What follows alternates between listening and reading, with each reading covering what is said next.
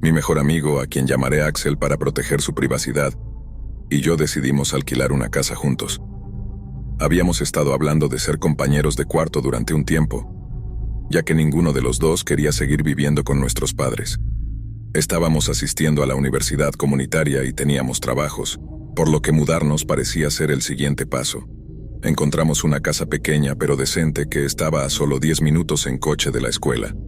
Esto fue el año pasado, cuando la pandemia aún estaba en su apogeo, por lo que pudimos programar una visita autoguiada y verla por nosotros mismos.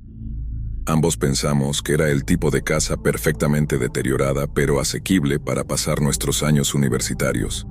Incluso tenía un patio decente y no estaba rodeada de vecinos por todas partes. Sin embargo, algo que llamó nuestra atención fue un viejo y espeluznante cobertizo en el patio trasero. Quiero decir, parecía un cobertizo normal, supongo, pero tenía un candado.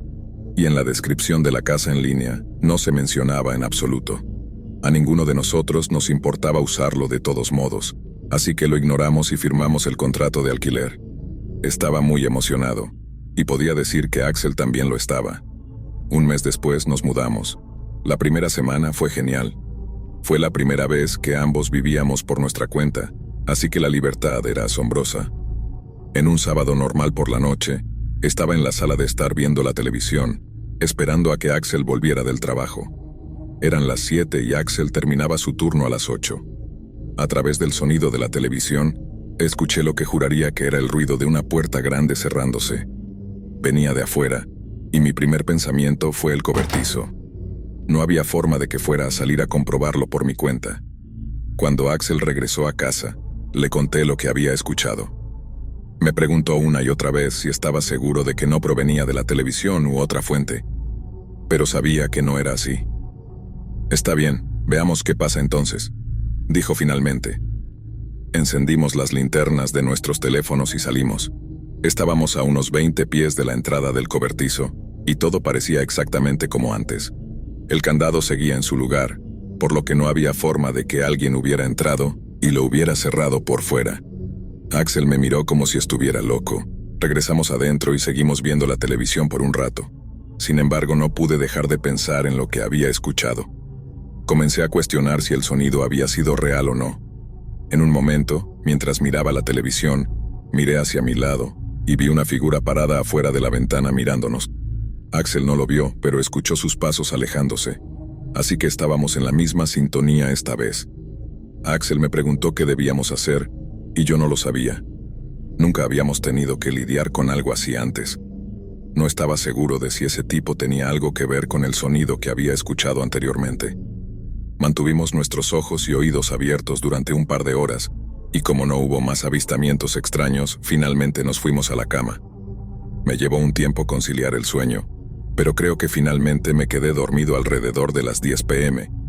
Me desperté en medio de la noche con una extraña y brillante luz roja parpadeando en las paredes de mi habitación. Venía de las rendijas de la ventana.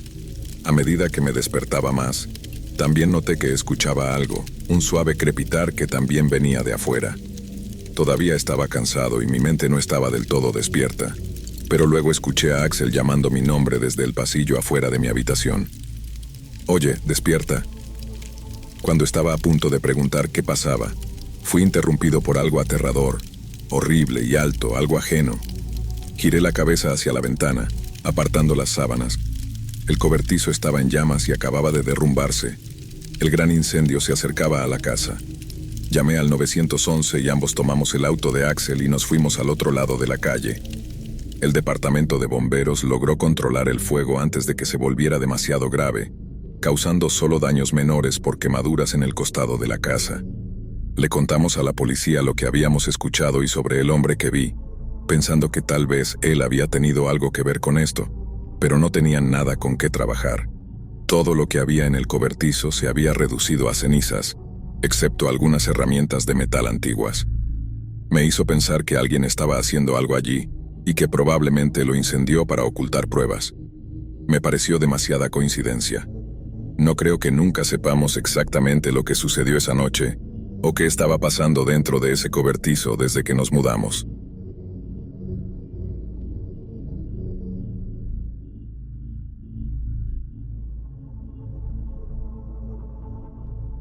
Mi contrato de arrendamiento estaba llegando a su fin, y los propietarios de la casa decidieron que querían vender la casa después de este contrato. Me vi forzado a encontrar un nuevo lugar, en lugar de renovar el contrato como había planeado. Fue desafortunado porque solo me dieron un mes de aviso, lo cual no es mucho tiempo para encontrar una nueva casa. Trabajaba a tiempo completo, lo que complicaba aún más las cosas. Las primeras 2 semanas pasaron volando y solo me quedaban 2 semanas para encontrar una casa, hacer las maletas y mudarme. Estaba muy estresado.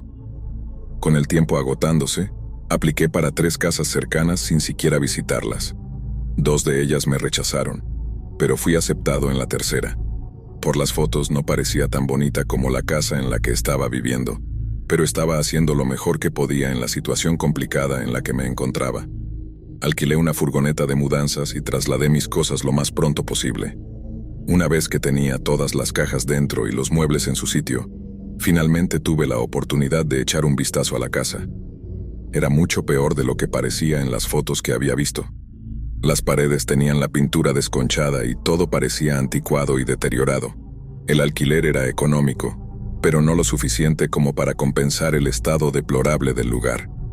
Estaba muy cansado como para lidiar con nada en ese momento, así que arreglé mi cama y me fui a dormir una rápida siesta. Dormí mucho más de lo que había planeado y me desperté descansado alrededor de las 9 de la noche. Miré mi teléfono y vi que tenía un mensaje del arrendador. Solo me saludaba y me decía que lo llamara si necesitaba algo. Ya era bastante tarde, por lo que planeaba esperar hasta el día siguiente para llamarlo y expresar mi enojo. Cerré mi teléfono y bajé las escaleras a la cocina para prepararme algo para comer. Sin embargo, justo cuando doblé la esquina hacia la cocina, me sobresalté. Había un hombre de pie en medio de la sala de estar mirándome directamente. «¿Qué diablos?», dije en voz baja, inseguro de qué hacer. Era muy oscuro y no podía leer su expresión. Estaba completamente inmóvil, solo mirando. «¿Qué estás haciendo aquí?», le pregunté. El hombre se dio la vuelta y salió por la puerta principal sin apuro. Mi primer instinto fue correr hacia arriba y cerrar la puerta con llave. Luego llamé al arrendador, pero no respondió. Miré por las ventanas para ver si todavía estaba alrededor, pero parecía haberse ido. Llamar a la policía cruzó mi mente, pero estaba tan desconcertado por toda la interacción que ni siquiera me sentía amenazado realmente. Dejé de mirar por la ventana después de un rato y me senté en el sofá. Todavía no había instalado mi televisor, así que no tenía nada mejor que hacer que comenzar a empacar. Pasaron unas horas mientras abría y cerraba cajas. Estaba trabajando en la quinta cuando alguien llamó a la puerta. Caminé hacia la puerta con precaución, encendí la luz del porche y pregunté quién estaba allí. Hubo un largo silencio antes de que respondieran. «Soy tu arrendador». Abrí la puerta solo un poco para mirarlo. «Pensé que ibas a venir a saludar», dijo con una gran sonrisa, apoyando su mano en la puerta. «Ya estaba por irme a dormir. Hablaremos mañana», le dije mientras intentaba cerrar la puerta, pero el hombre del otro lado mantuvo su mano en su lugar. Dejé de empujar por un momento, y el hombre sonrió de nuevo. Luego todo se me ocurrió de repente y me sobresalté. Di un paso atrás y cerré la puerta lo más rápido que pude. Luego activé el cerrojo. Escuché cómo el hombre intentaba abrir la puerta y se estrellaba contra ella. Hubo otro largo silencio antes de que finalmente se fuera corriendo del porche. Llamé a la policía y luego fui a poner las llaves del auto en mi bolsillo para estar listo para una rápida escapada si era necesario. Esperé en la puerta durante unos minutos antes de escuchar cómo crujían las hojas alrededor de la casa.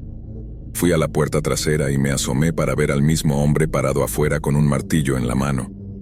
Aproveché la oportunidad para correr hacia mi auto. Abrí la puerta delantera y la cerré con llave, retrocediendo.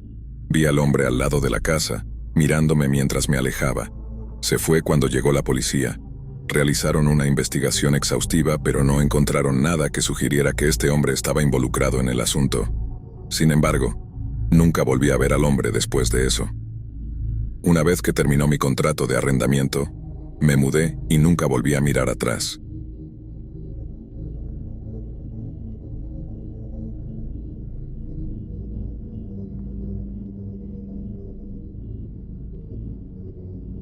Esta fue la primera vez que compré una casa. Tenía 28 años y estaba buscando un lugar para establecerme. Comencé mi búsqueda de una casa 5 meses antes de que terminara mi contrato de arrendamiento en mi residencia actual. Encontré un lugar que parecía perfecto, pero estaba bastante fuera de mi presupuesto, así que tuve que seguir buscando. Visité muchas otras casas y pensé que había encontrado una buena opción, hasta que vi esa misma casa de nuevo en mi búsqueda. El precio se había reducido significativamente, lo que la colocaba dentro del rango medio de mi presupuesto. Programé una visita y, eventualmente, compré la casa. Obviamente, estaba emocionado, ya que sentía que era un gran avance en mi vida. Era una casa de 2 pisos con un sótano y un amplio jardín con árboles por todas partes. La única pequeña desventaja era que estaba a 20 minutos de la mayoría de las tiendas, pero yo trabajaba desde casa, por lo que no necesitaba salir mucho. Sin embargo, en los primeros días las cosas se volvieron un poco extrañas. Mientras trabajaba en la sala de estar un día, escuché ruidos provenientes del sótano, cosas que se movían o arrastraban por el suelo.